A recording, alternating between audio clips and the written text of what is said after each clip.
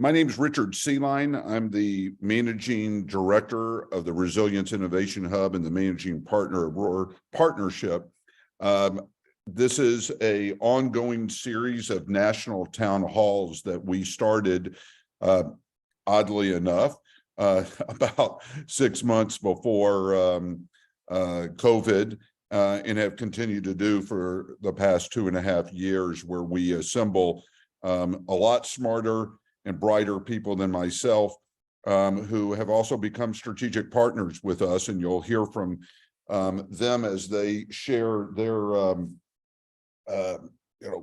capabilities of aligning their work, their ideas, and their resources with this new resilience model that we're sharing and rolling out this morning. I thought what we would do, if it's okay, is to give a little bit of a grounding, and then I'm going to turn over the stage, so to speak, to our partners. What we've decided to do is be prepared as an attendee. If you haven't got a cup of coffee or a Jolt Cola, you may want to get that, because we have a significant amount of information we're going to share with you. We are recording it, so this will be made available with a link to our YouTube channel. And we'll also have the presentation materials for you to look at, which is a polite way of saying that we are not going to read, thank God, each of these slides to you, but hopefully you'll be able to pick up a little bit of the key messages as we go through and build towards how this idea of this new resilience model has evolved and will more than likely continue to evolve. I think all of us agree that these are dynamic scenarios that we are dealing with within communities and regions across the country. One of the first underpinnings to all of this is our desire to change the delta about risk mitigation. You all have seen, either individually or collectively, that there's significant amount of information out about previous losses that go back to the 1980s, well in excess of $4 trillion. We also know that there are some new technologies, equipment, data tools, best practices. You'll hear from Genlser and talk about some of those best practices from Reeves and others. So now we've got this opportunity to take what we've learned from the past, understand what these types of losses have occurred for lives and citizens and communities and in companies, and find ways to do these kinds of interventions that you'll hear. But the most important part is that we are also capable of getting measurable reductions and measurable impacts in a way that now truly reduce the cost of these losses, these disasters. So that's one of our significant objectives in all of this, is to really change the conversation about risk in a way that's more focused on pre-disaster and preparedness. This is also qualified by the significant work done, by the National Building Sciences, NIBS, by the national academies, by the Reinsurance Association of America, which essentially says, it's kind of a no-brainer, that this is a 1 to 6 or better cost benefit every time you do something ahead of any kind of disaster. And you could see that there are at least 5 in that graphic up to the left. Calandra and others will show you, as we introduce our data toolkit, that we are able to take a look at about 11 or 12 different perils and types of disasters. And then the RAA has done a phenomenal job of identifying ways to leverage non-federal, non-public sector resources that also can change the metrics, the cost benefit. So number one, we see an opportunity to change the conversation about risk. Number two, we know that there are measurable ways that produce better outcomes than where we are today. And that's led to us putting together this new ecosystem across the country, using the power of a nonprofit, for-profit, with these different strategic partners and relationships. And our objective out of this is to create this new kind of standard for community and industry that's called Future-Proofing America, which is a ongoing standard and measure of what we are all doing to invest in a way that creates a 1 to 6 or better cost benefit and, frankly, risk reduction. Let me just narrow it down to even more. We want individuals, we want citizens, communities, and companies to not just survive, we want them to thrive. And the way to do that is to really come to some consensus around what does it mean to establish some standards, some way of measuring this, but most importantly, to incentivize and reward these kinds of investments in a sense, a new behavior about risk. So we've got a great lineup with that. Reeves Taylor with Genlser, he'll introduce himself in a few. McNury with Vemas and the Built Technology Park. Our good friend Calandra Cruikshank at Statebook and Juniper Thrin from Leadership Connect. And then Ingo Perestrita. I know I did it wrong. I know, Ingo, I did it wrong, so I'm going to let you do it much better in a moment, is one of our new senior advisors in our Resilience Venture Lab. So let me, Reeves, set you up accordingly. On February 17th, Reeves and I collectively organized and facilitated a wonderful gathering in Washington, D.C., a roundtable, off the record, not for attribution, about these new community disaster resilient zones. The act was passed 97-3 in the Senate, just around 400 to something in the House, and the President of the United States signed a bipartisan act on December 21st, and off we're going to working with White House, FEMA, and a whole of government on the designation of these new community disaster resilient zones. The intent of the roundtable was to convene, and will continue to do so, to convene different expertise, different understanding, especially folks who have boots on the ground knowledge and experience. And these are an example of the folks that we were able to have at our table and will continue to have around the table virtually. And to do this not just at a national level, but within communities and regions. This is an example of who joined us on the 17th in DC. It's a broad-based spectrum of expertise and knowledge. But what we also got a chance to do, Reeves, I think if I'm saying this correct, is to really give everybody a grounding, a kind of a baseline of truly understanding this form of resilience, this form of preparedness, and that it is much more integrated, or at least there's a desire to integrate various aspects of it. In the convening that we did, and that we are continuing to do, and this is an example of it, we had insurance and reinsurance, real estate, community, civic, others, you know, the philanthropic, to take a look at existing programs, finding where some of the existing and traditional programs continue to fit in, but also to identify new innovative practices and breakthroughs that need to occur if we're truly going to make these resilient zones transformative as they are set to be. Critical elements of the framework, you can see that we're looking at least 3 critical elements: the strengthening, the community engagement, and also a matchup of the fiscally, meaning the financial, and the socially sound investments. These are no longer separate, rather these are connected types of investments, which you'll hear about. A little bit more real quick on these resilient zones for those who have not heard about it. Essentially, Congress and now the White House have joined forces to identify census tracts that are most at risk, places that have continuous potential losses due to any number of disasters.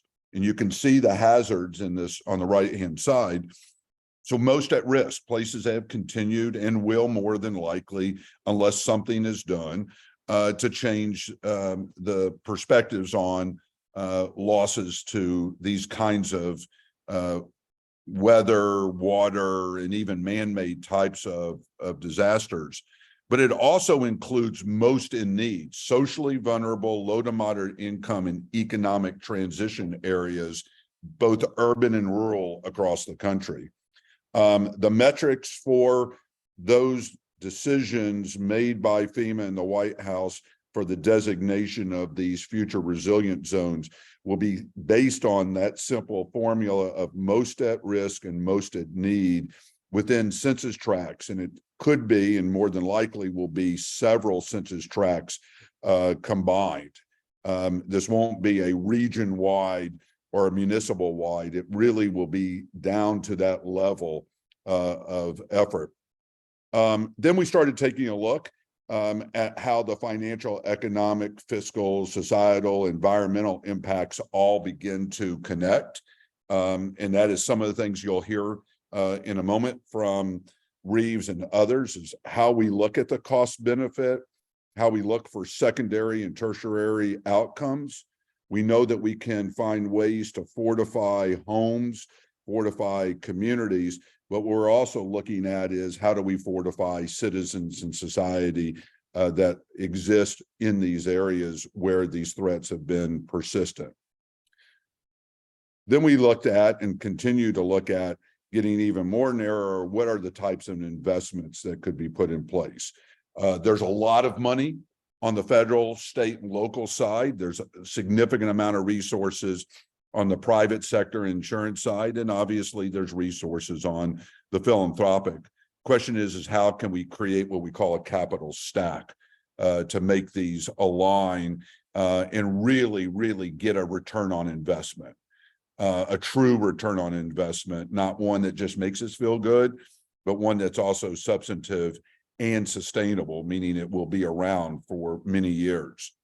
So with that, all of what you've heard has also been greatly informed by not just a small group of folks. It's also been informed by the significant work that Reeves and his team have done. So Reeves, I'm turning the stage over to you, and just tell me when to hit click. Very good. Yeah, very good. So thank you, Richard. And again, recognizing time, this is just going to be a fast overview. This is available at Genlser.com. I can also be contacted to give you more information. Love to share. We do have a 2023 version now being pulled together that's actually looking at a global preparedness reality. But briefly, just over a year ago, we looked at North America, as you'll see in a minute, a pretty broad spectrum of representatives asking not only is climate change something you're facing, how are you impacted, but are you comfortable about the future, your community, your neighborhood, being able to respond to this? And in fact, as you can see, less than 1 in 5, 1 in 6 perhaps, really believe that my community has a plan at all, that we're really able to withstand this challenge. Next slide, if you would. Again, pretty broad reflection. I'm not the super expert in survey methodology. I work with some amazing people at the Genlser Research Institute. The numbers and the percentages basically show that the demographics across North America are pretty consistently concerned. It's thing that the South, where I live in Houston, actually has had a higher response. The Gulf Coast, the Southeast Coast, Florida, et cetera. There's a real concern about the community, about what they're facing and what the community is going to do to respond to these challenges, to bounce back and be resilient. Next slide. One of the findings is that climate change and its impact is an urgent issue and we don't feel prepared, just underlining the obvious. Next slide. The real implications that you'll see is that, for the most part, it's something that our communities, along with inflation, along with many of the other political focuses, this is something now that the community members believe need to be addressed immediately. Maybe not quite the overwhelming majority, some would say, but this is still a substantive majority believe that it's something that's real and needs to be addressed. Primarily, as you'll see in the next slide, Richard, the impacts that they're seeing regularly. And once again, that notion of how the community is or isn't prepared. You know, there may be resilience plans or climate action response plans, but it's not well communicated, and it's certainly not seeing activation in the communities. Next slide. And what our community members are seeing are these kind of challenges. The big issue is quality of life. We're not yet seeing loss of life. We are starting to see some migration based on these regular, often repeated challenges. By the way, many of the respondents have believed they have been impacted by climate events more than once in the last 4 years. And so the reality is this is starting to modify not only where people choose to live, how they live, what they're willing to do in their communities, but also where businesses are choosing to put perhaps new headquarters, new investments, et cetera. Next slide. Wait, Reeves, before you jump, Go ahead. I ask, sorry, I want to ask something because I've looked at this slide several times and it really has robust insight to it. If I kind of take a look at the first three or four, it's all about infrastructure. It's about the infrastructure. It's about infrastructure. That's where I was going to go next. And I know you streamlined some things, but so this is quality of life. This ranges from, can I get to work? Can I have my business run? Business interruption, massive implication with many of our hurricanes. The power, the grid, the implications of the roadway being in one piece. Are the schools in place? Public transportation, much less, but as we see the infrastructure implications in the future grow with our denser cities, all of these things both are aging and are brittle. And so the response to not just the private buildings, but the public realm is very much on the mind of our community members. I think that's the important part that I was taking away from this is that there is a definite role, obviously, for the public sector, but there's elements on here that are really open for new innovations and new public-private partnerships. Exactly what the next slide talks about in terms of preparedness, right? But once again, the idea of preparedness is a phrase that's now widely recognized.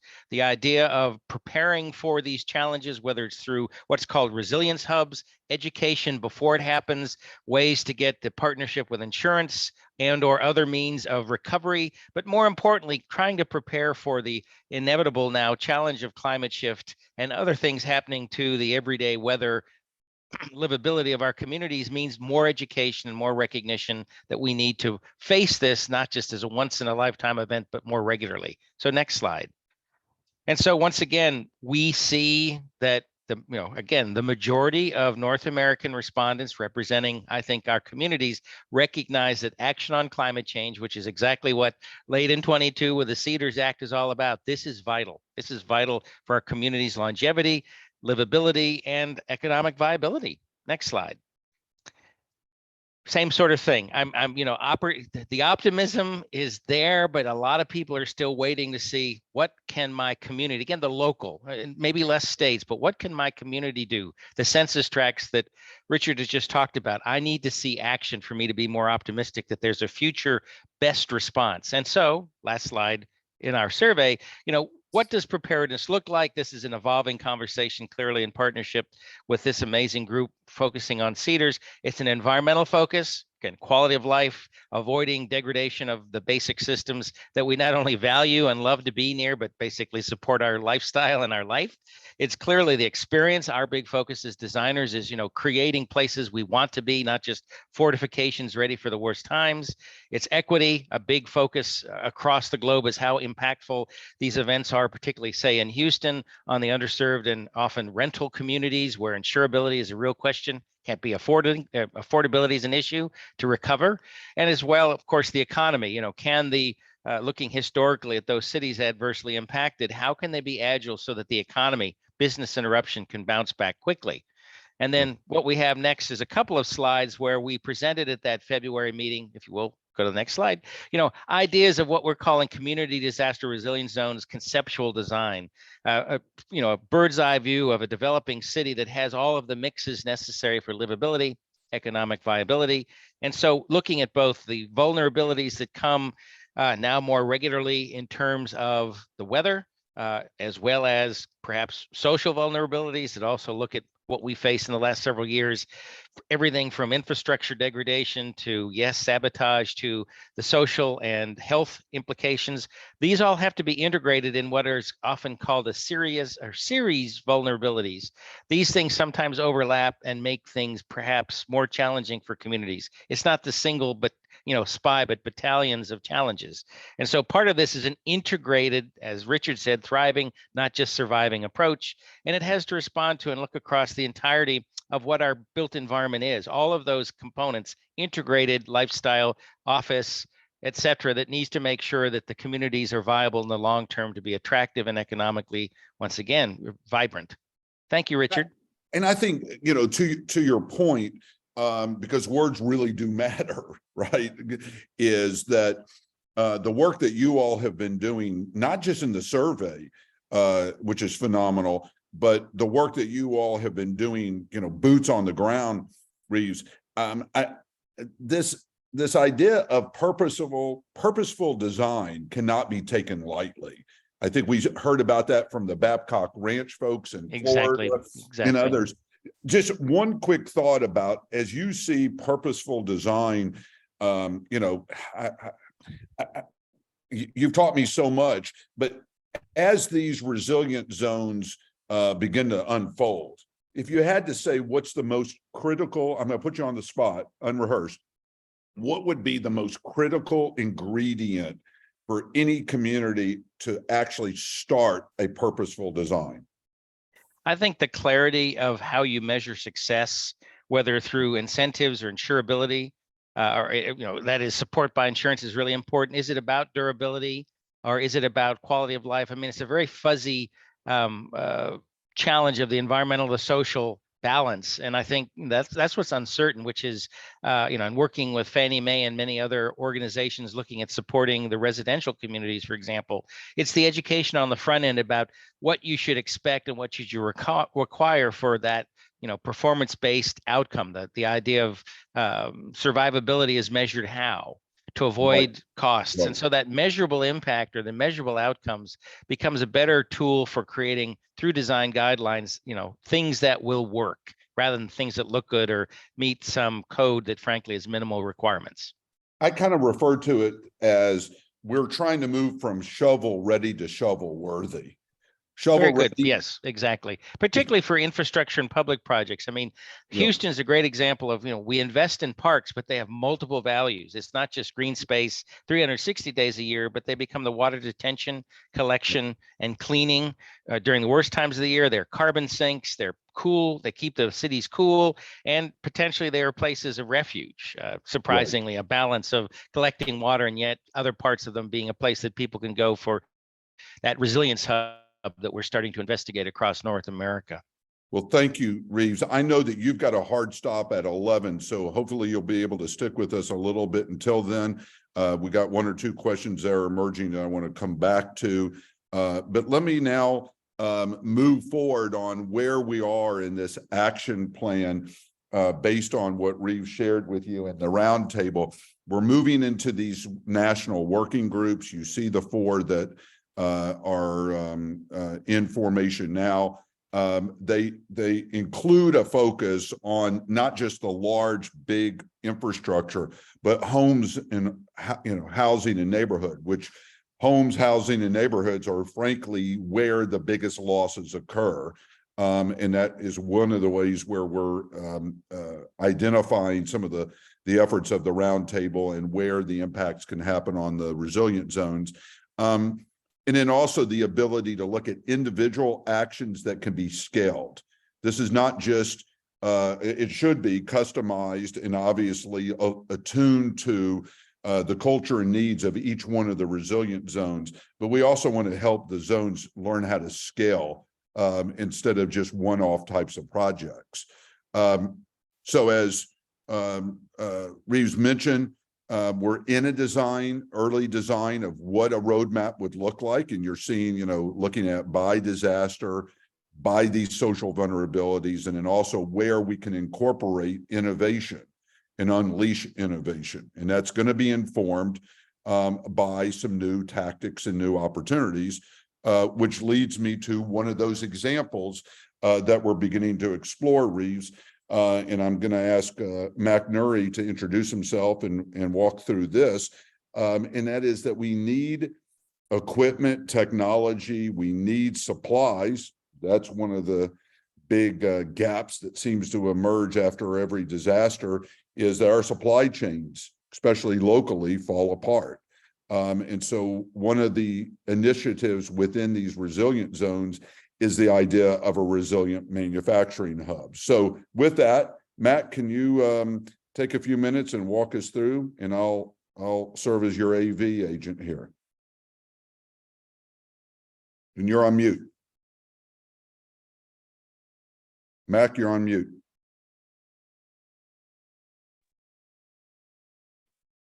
There you go. Challenges of technology, right?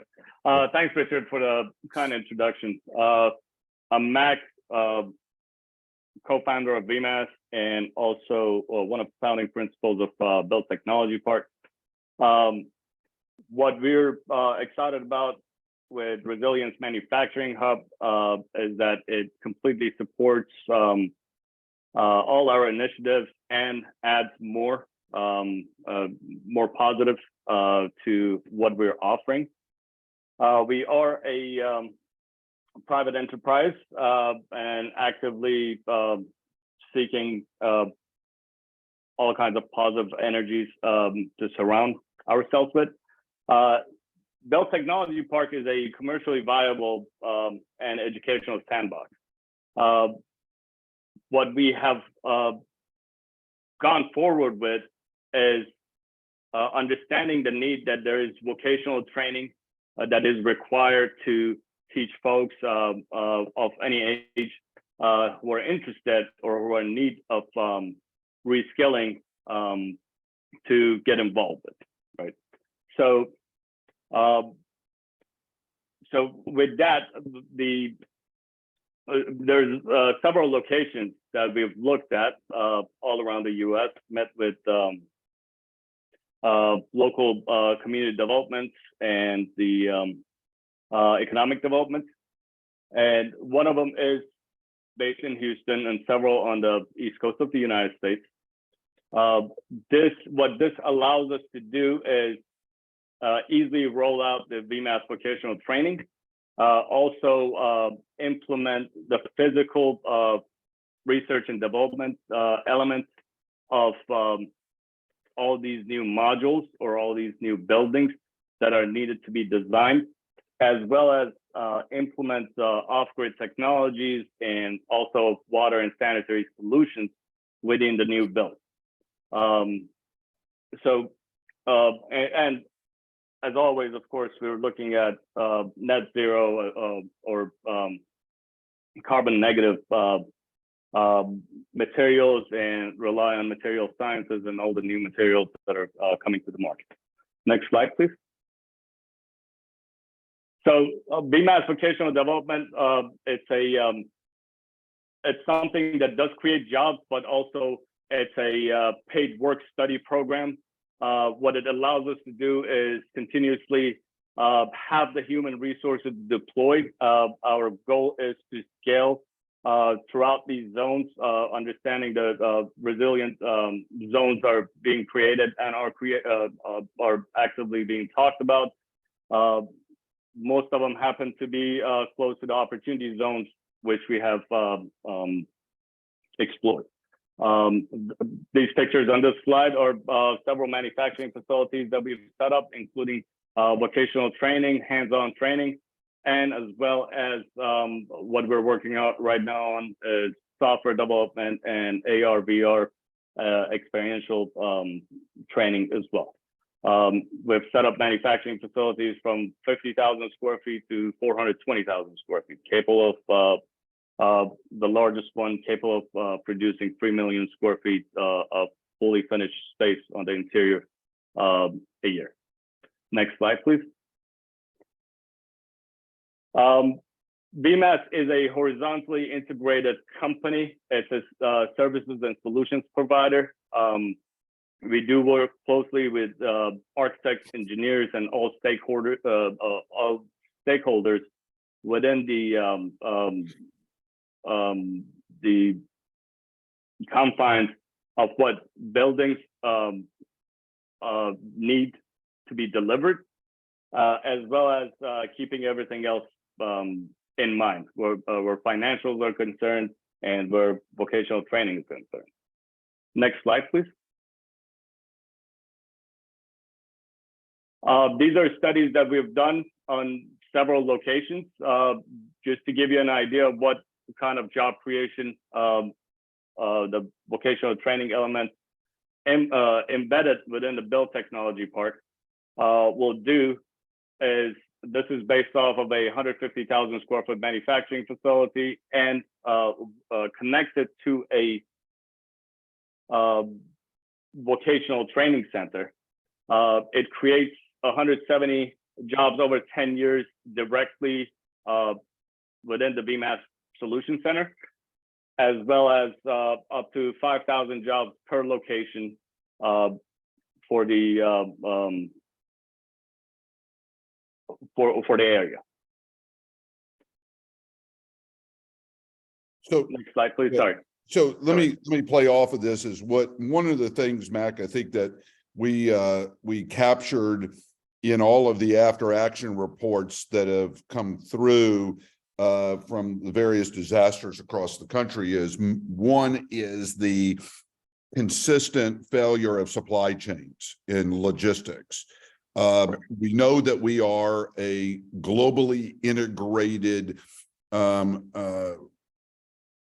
country, no harm, no foul, but the reality is that the more that these supply chains and logistics can be strengthened at the local, regional level, and this is one means of being able to connect the dots as you've done on, not just creating jobs, but jobs that have very direct ties to solving the supply chains logistics at a hyper local level. Am I describing that correctly?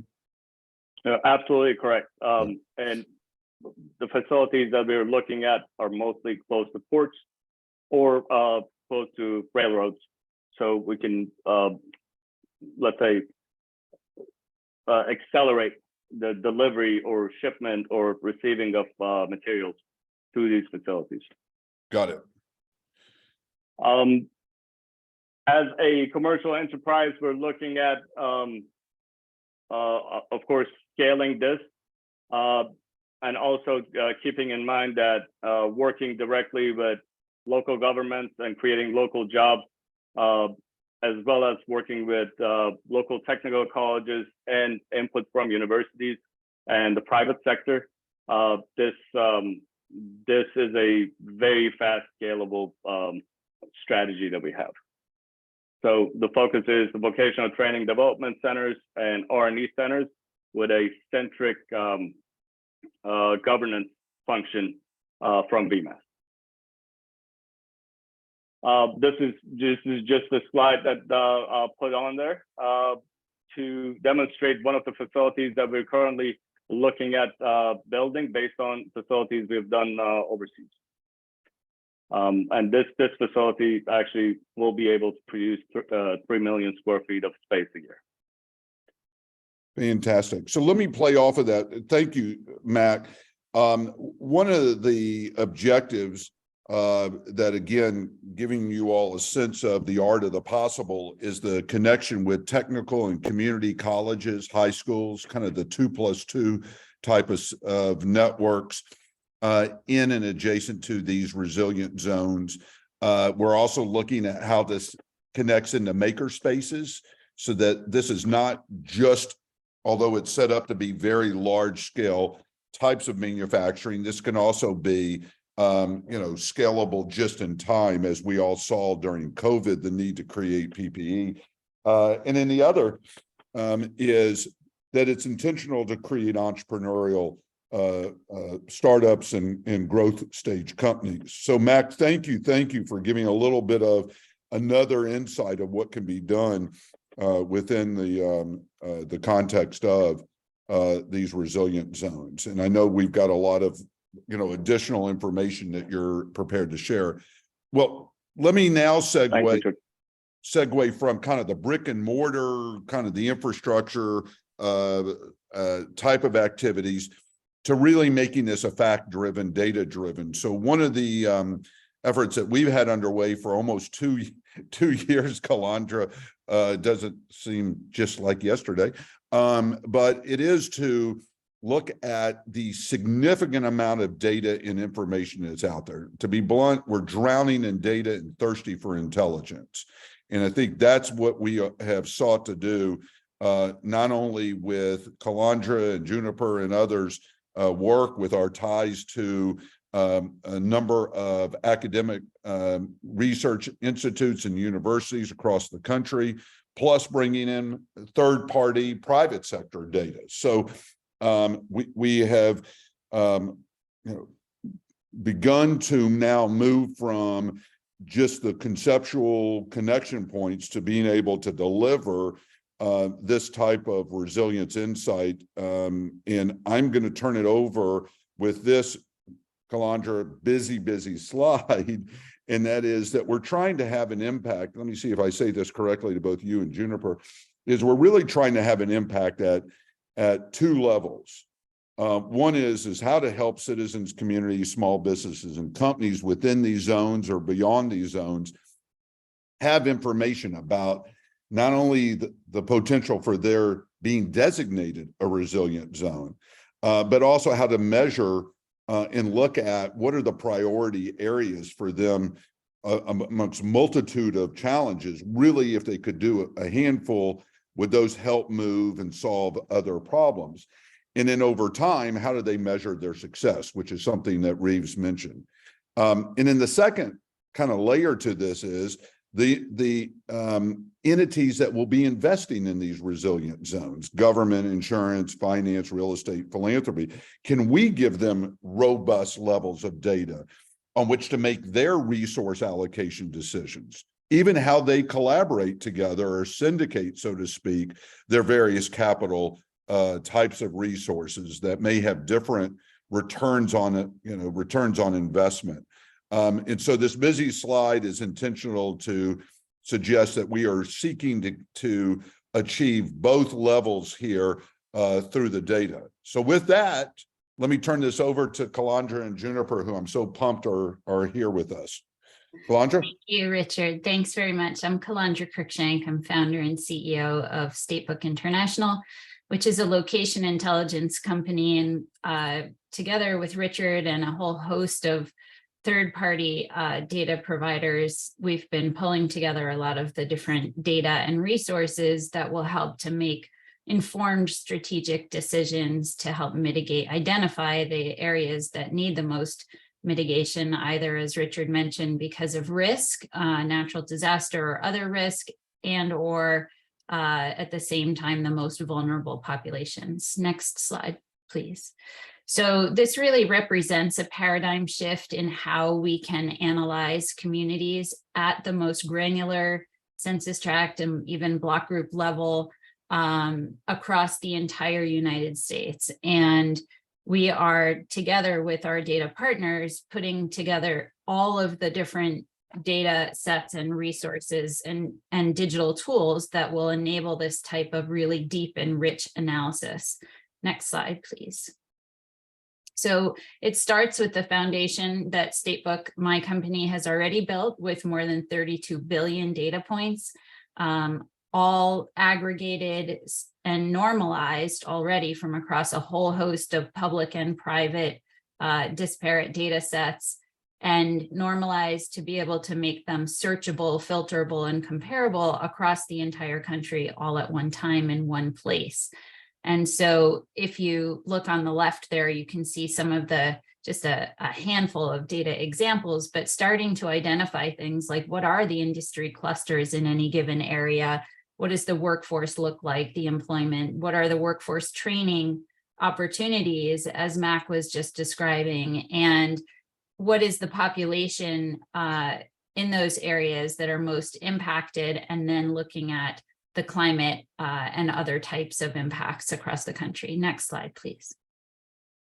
So in doing this, expanding what we've already built into the risk and resilience arena, we've been pulling in a whole variety of really powerful data sets, from FEMA's National Risk Index to the climate and social justice screening tools, as well as some private data sets from Climate Alpha. You can see on the right there, Climate Alpha's risk, vulnerability, and readiness factors, scoring each community across the United States by different scenarios for risk, climate risk, as well as their preparedness and their vulnerability to these types of risks. And you can look at these across optimistic, pessimistic, and business as usual scenarios.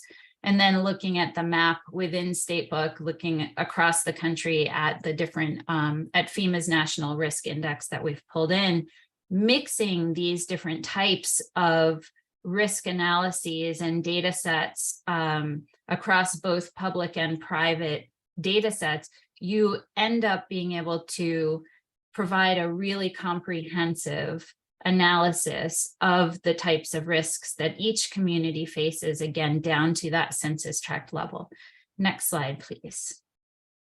And so, as I mentioned, we also pulled in the climate and economic justice screening tool from FEMA, and you can see on the right some of the different types of risk factors that are being identified within the platform, including expected annual loss of the built environment, and even that includes loss of life and all kinds of things. And then in the middle there, what you're looking at is global impact, Howard Buffett's company, his impact potential scores. So this is a really important part of the story, as Richard mentioned, being able to measure and assess the impact of the investments. It's one thing to identify the communities that need assistance most desperately, but then you need to be able to assess the impact of how dollars are delivered, and then the impact that projects on the ground make across things like the cost, the time to deliver the impact, and the quality of impact delivered. And so Howard Buffett's impact potential scores identify the level of impact that any project can make across things like poverty or affordable housing, diversity, access to healthcare and education. And then his impact rate of return score is being integrated into the platform as well, which enables you to track and benchmark the impact actually delivered over time for each project. And that includes both quantitative and qualitative data inputs over the life of the project. Kalandra, let me point out something real Sure. quick before you jump, and Please. that is that the legislation was so bipartisan in a significant way.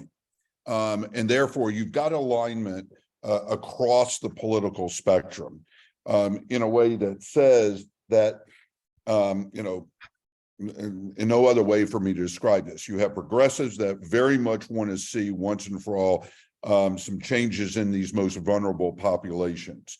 You've got folks on the other end of the spectrum that are saying taxpayers keep on being dinged over and over again for the national flood insurance, all these kinds of things.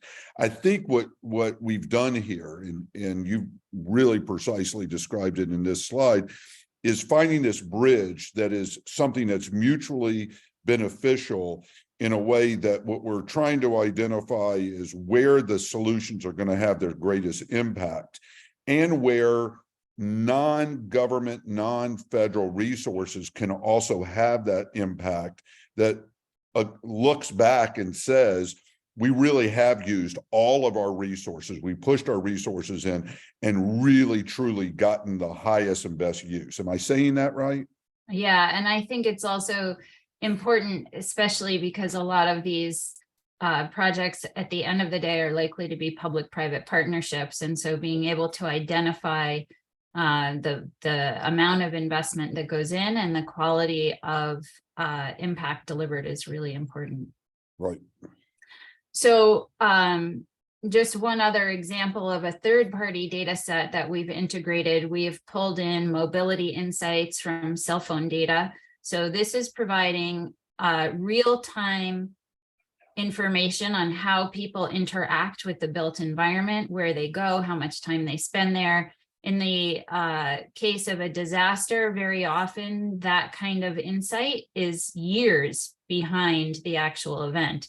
And so being able to pull in real-time analytics on how people interact with the built environment, where they are, where people may need help still, or where areas of most impacted by a disaster occur. This is really valuable data to be able to pull in alongside all of the other risk factors. Next slide, please.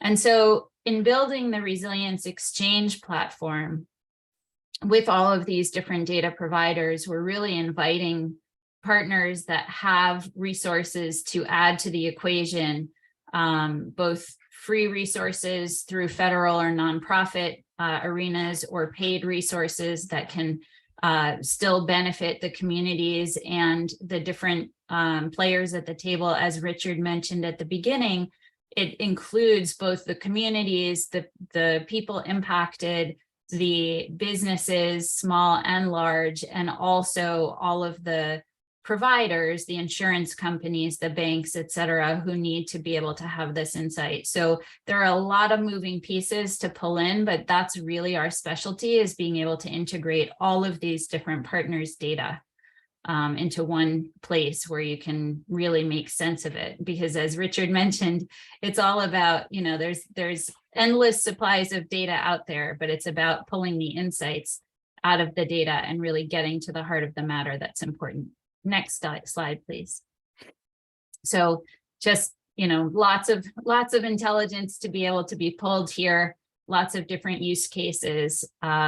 And I think that the purpose here, the overall purpose, is really unleashing those strategic insights in a single place where you don't have to go through, you know, 50 different federal agencies and lots of private data sources to get to what you need. Next slide, please.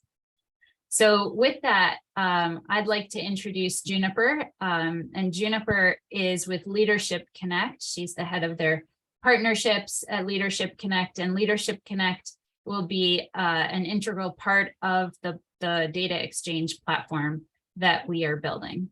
Thank you, Juniper. And as you're introducing Juniper, she and I go back to a point, Juniper, I guess, when I had hair, and that is a long time ago. We met during your days at ICMA, International City County Managers Association, and you're really in-depth understanding at, you know, the hyper local level. One of the things that we were very concerned about, that Juniper, I'm sure you'll cover, is there's a lot of people in charge of or impacting resources, policy, potential strategic partners that can help both at a national level and a local level, but it's like trying to find that needle in the haystack. So Juniper, I'm so glad that we're reconnected, and let me turn the floor over to you. Great. Thank you for having me today. So, you know, what we've been talking about is all of these data-driven insights, but behind the insights are the people, as Richard had mentioned. And what Leadership Connect is here to help you with is to find the right person in government or in the private sector to help move your initiatives forward. And so, you know, that building those relationships is the foundation for any sort of change. If we could go to the next slide. So who's Leadership Connect? Some of you may know us as the Yellow Books. We've been around for over 50 years at the intersection of the public and private sectors. We've been tracking those leaders and influencers to help our clients with their intergovernmental affairs as well as intra-government affairs. The federal government is our largest client, and ironically, they use us to get in touch with one another. So when you're thinking about who you can find when you're using Leadership Connect, it's change makers across all of the different partnerships that we've talked about today. And most importantly, helping those individual communities connect with those folks inside the Beltway or those connecting cities. And so with Leadership Connect, as Calandra had mentioned, we are building on our foundation to support the data exchange. Next slide. So we allow our clients to access Leadership Connect in a variety of different ways. The solution that we're looking towards with this is to bring the people connections, not only the contact information where you can pick up the phone and build those rich connections, but also the relationship mapping to help you find who you may know to help you get that introduction. Next slide. And let me play off of something, sorry. Mhm. This is not rehearsed, as you can see, but Juniper, one of the things that we also realize is that a lot of people move around in these positions. They move around within the organization, they move across organizations, they leave. That's also one of the issues is the currency, the ongoing robust way of making sure that we are constantly identifying who's where, what's decision, and how this unfolds. Because again, as these new programs unfold, there will also be new decision makers, new directors, new program managers. Am I saying that correctly? Absolutely. We call those movers and shakers. And each week we provide our clients with updates of those major changes that are happening both from the public and private sector. What a great segue for this slide. Exactly. So this gives you a little bit of a snapshot of the data that we provide our clients. The in-depth profiles not only bring you where they are today, but where they are engaged in task forces, in memberships. And what that all brings to our clients is really the comprehensive people intelligence that you need to really advance your mission forward. And with that in mind, in the examples that you're seeing here, you can navigate complex organization structures, both at the federal and at the local level and at the state level. And then what we do with this, like Calandra's service, we bring in some third-party information. And that third-party information that we bring in is congress.gov. If we could go to the next slide. With Policy Connect, you can see really who is on the forefront of sponsoring bills, who's co-sponsoring bills, and most importantly, who you need to connect with within those offices based on the policy area and or the position that they've taken on the bill itself. Next slide. And I mentioned those relationship maps. When we think of that 6 degrees of separation, you may go to LinkedIn and you may see that someone has a very broad network, but that's a flat network, meaning they know them in one way or another. What Leadership Connect does is that we score those relationships based on strength, from family relationships down to association relationships. And this can really help you identify the who's who. And one of the things that one of my colleagues previously coined the phrase of, we eliminate Google and guessing. And so a lot of us, use Google to find contact information, but oftentimes that's out of date. With Leadership Connect, we're updating profiles on a daily basis, and we stay ahead of those changes. We have information that's available nowhere else because our clients share their information with us because they know how important it is to stay connected. So with that in mind, I'm here to help this initiative. My time at ICMA was from 2012 through 2019. It was the time when the sustainability buzzword went to resilience.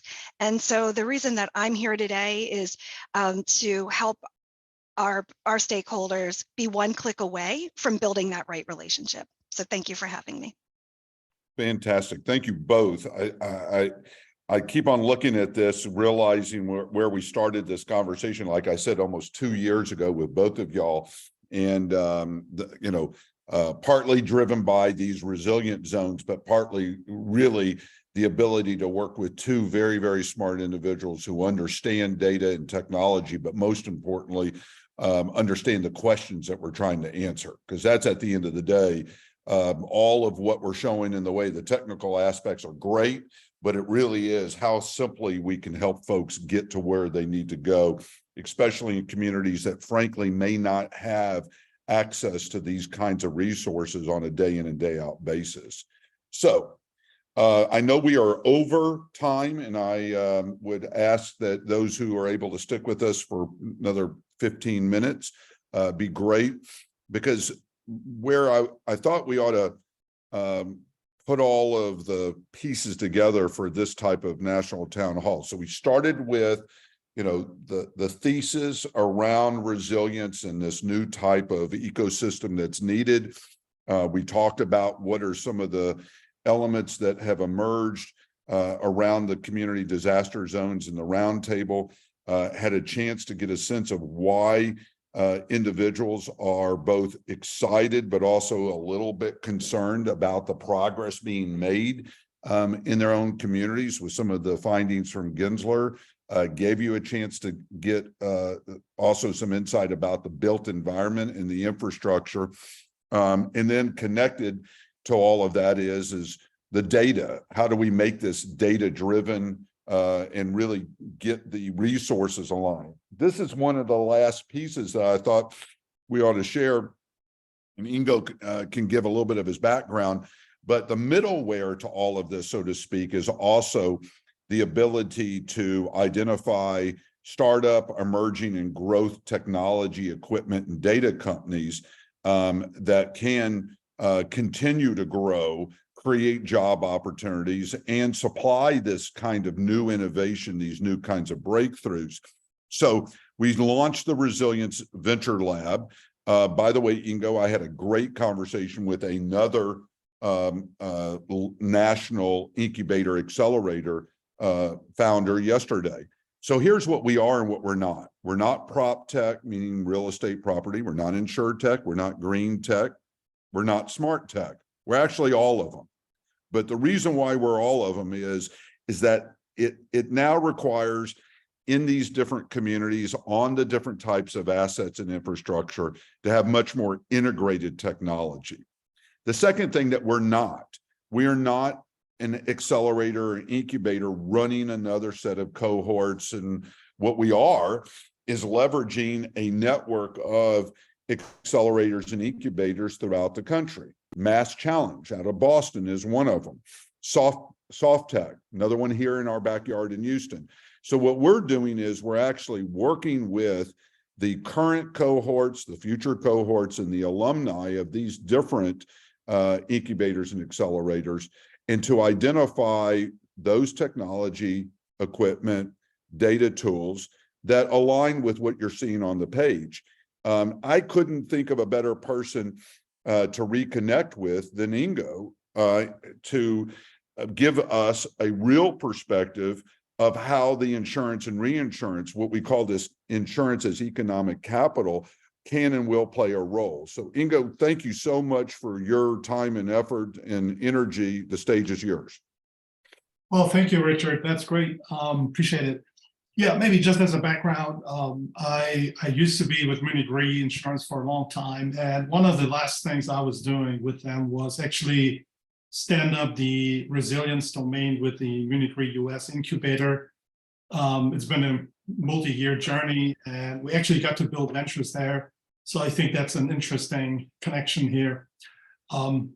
So what I'm going to talk about, Richard, maybe next slide, please, thank you, is the whole insurance, reinsurance industry and how that actually corresponds with resilience. Again, it's been a journey that I've been on myself. So I've seen it from the inside, but I've also, of course, observed other organizations and how they do that and how they still do that today.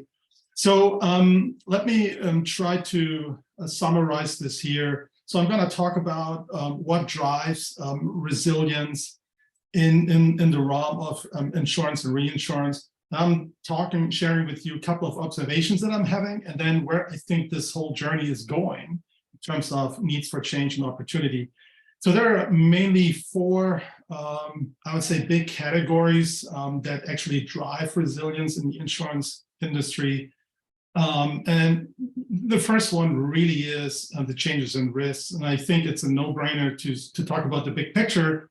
We're seeing a widening protection gap for years, increasing losses, both insured and uninsured, and the severity and the frequency of extreme weather events is increasing, right? So this is really one big bucket. Then the other is the impact that climate change and ESG has on the insurance players. And this goes both for the underwriting and the investment side. Decarbonization is a huge topic, investing into renewable energy, green tech. is top of mind. And of course, the whole, I would say the new technologies, we've been talking about this the entire presentation, which is great. How can those new possibilities be leveraged, right? And then last not least, what we're also witnessing is changes of corporate cultures and responsibility that some, well, key players actually are imposing on themselves. So I would say the impact of ESG and climate change, those topics, have a tremendous impact on their own self-awareness and how they actually want to present themselves in light of their stakeholders. So they're shifting more towards a purpose-driven organization. Next slide, please, Rich. So if you're looking at, resilience in the insurance industry, I would say it's still in a very nascent stage. And a couple of reasons here. One is that we do not really have a full alignment around how resilience is defined from an insurance perspective. Not having really, I would say, those single standards or common frameworks like we have in ESG or starting to have in ESG or net zero isn't helping either. And there's still a great focus on, how do we present resilience in light of our corporate social responsibility, or how we actually present it to our investors and so on. Also in terms of actual solutions, I would say this is still also in a very early stage. A lot of prop tech is still focused, for instance, on home security, cyber risks, and appliance-related damages, water damages. And for the past years, the focus really, I would say, really for the large reinsurers, for instance, has been on climate mitigation more so than on climate adaptation. But I think we're seeing some shifts here. There are some initial, I would say, developments. And if we maybe go to the next slide. Thank you. So what needs to happen, what needs to change in the insurance industry, those players, and how they could actually realize opportunities? I actually see 4 categories. The first one really is around, how to develop and structure new solutions in light of resilience. And I think we've seen this before and throughout the entire presentation here. It's about incentivizing resilience measures and moving further upstream in the entire risk cycle, right? So instead of just paying out claims later on and helping with the recovery, insurers need to move upstream in the space of preparedness and mitigation. What I think will happen is that ESG and the decarbonization movement will drive demand and scrutiny for investments in resilience, and having tools, and we talked about measurability, quantification, having tools that actually help determine a positive return on resilience investments will help. And along with that, and that's been my experience, customers will demand more favorable policy terms. So if you incentivize something, you need to count in the reward, right? So another big category, which is top of mind in this, is the executive support, right? Resilience, a paradigm shift towards resilience in insurance will not happen if there's not a C-suite and executive leadership support. There needs to be strategic agenda setting, decision making needs to be dominated by leaders that actually speak resilience. And then, of course, those resilience initiatives need to be aligned with the corporate strategy, the budgets and the investments. That's clear. And I think over time, they will realize that this will actually promote long-term viability of the business and render new growth areas. So implementation has been a big topic. I've witnessed this myself. if you want to make these things happen in insurance, you need an innovation culture and a mindset that supports those shifts.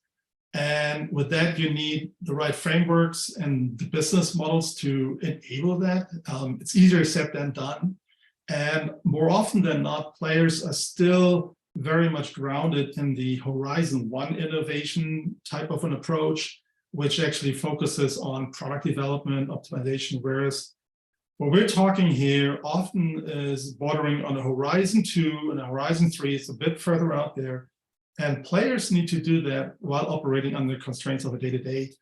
And then last but not least, external partnerships are paramount in this. I think what we're seeing here is an assembly of an ecosystem that insurers need to tap into and that need to connect with, be it all those startups, be it the NGOs, be it all those players in academia. Of course, I would say public-private partnerships are also top of mind. So bottom line, these opportunities in the insurance resilience space will drive, that's my hypothesis, further investments and activities in next generation technology, equipment, and data science companies. Thank you very much. Yeah, so Inga, let me play off of that, and then we're going to begin to wrap up. I want to make sure I've tried to answer a few questions that have come across from the attendees, or what we call the live studio audience. But I think we're beginning to see the pivot occur. FM Global, Aon, a couple of folks are beginning to, a couple of the insurance and reinsurance companies are really beginning to, I sense, look at how to use discounts and incentives in their policies, meaning the products, the insurance products. I also sense that the investment from what's been InsurTech, if I say this right, Ingo, which is, been more what I kind of refer to as solutions that help brokers and carriers and interactions with. So you've got products like what State Farm has invested in as sensors in the home. You've got some other products out there. Am I observing this right? That it's not without some new practices and some new things are emerging. I do believe that the market is beginning to catch up. Am I saying that correct? Yeah, I think you were spot on. I think what we've seen over the past, I would say, it's been my journey 8 to 10 years, and then I would say in innovation in the insurance space, it's gone from realizing that there's innovation to be had in insurance to learning. It's been a tremendous learning journey for insurers over the past years.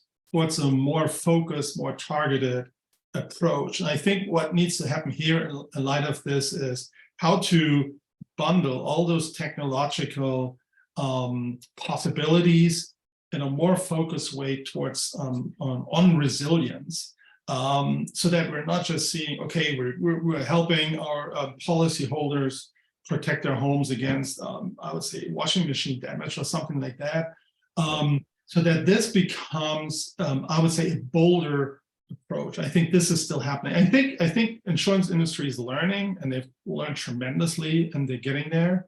But there's still a couple of steps that need to happen towards a more focused resilience approach. So one of the things, obviously, we've been looking at is, practices and products like fortified roofs. Okay, you've got some states like Alabama that are incentivizing homes to be replaced or retrofitted with more fortified roofs that, can withstand any number of disasters. They're a little bit more expensive, but the state and in the insurance industry have come together to help buy down some of that cost. I think we're also beginning to see that the innovation is not just around a product that you can hang on in or around an asset or a community.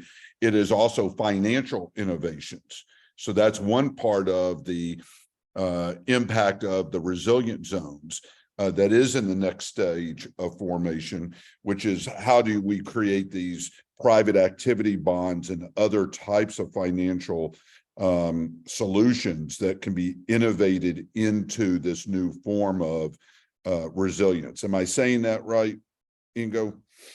Yes, I think so, absolutely. That's also part of what we've been working on in the past. Let me also say there's another challenge here where I think what you just mentioned is super important for the insurance industry, is that if you only go the route of what makes the most sense for the direct consumer, for instance, it could pose a couple of challenges. What we've seen is that that user preferences or customer preferences are very diverse. And if you then actually say, well, you have a coastal flood coverage, you know, to lift homes is the right thing to do. You get maybe 100 different opinions there. So I think the insurance industry needs to actually place a couple of really bold moves, like the ones you mentioned. Yep. Well, listen, thank you, Ingo. Thank you for your insight. Thank you to the whole team. A couple of questions, just so y'all know, that I've been answering off to the side, is, you know, where are the federal investments going to come from as it relates to these resilient zones and these initiatives? Part of it is that in the legislation, it reduced to 10%. The White House can actually make it 0 for one of these resilient zones, meaning that the amount of the non-federal match can be 10%. It can also be 0. So there's some of the existing FEMA dollars in the BRIC program, but it's also set up to be a whole of government. And that means that this includes small business, HUD, economic development, a whole range of other dollars. And the language encourages these new types of what we call P4s, private philanthropic partnerships. So I do think that this is a transformative moment for the country, and I couldn't be any more honored and pumped to have the folks that have been on with us this morning, including Reeves, and to continue what we started 2 weeks ago in DC. Our next steps, specific for today, one is we'll take the recording, we'll take the slides and share those across all of these platforms that you're seeing on the screen.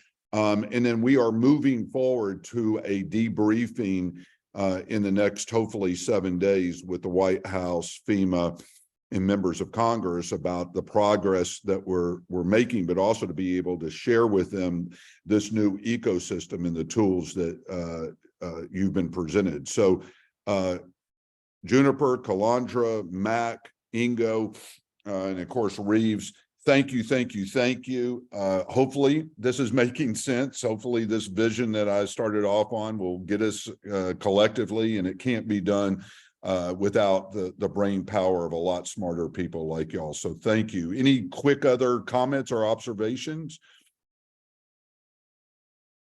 Then we'll let you go have lunch and look forward to following up with everybody soon. Thank you for those who joined us, those who will be listening to the recording, and we'll continue to make our progress. Thank you all. Thanks, Richard. Thank you.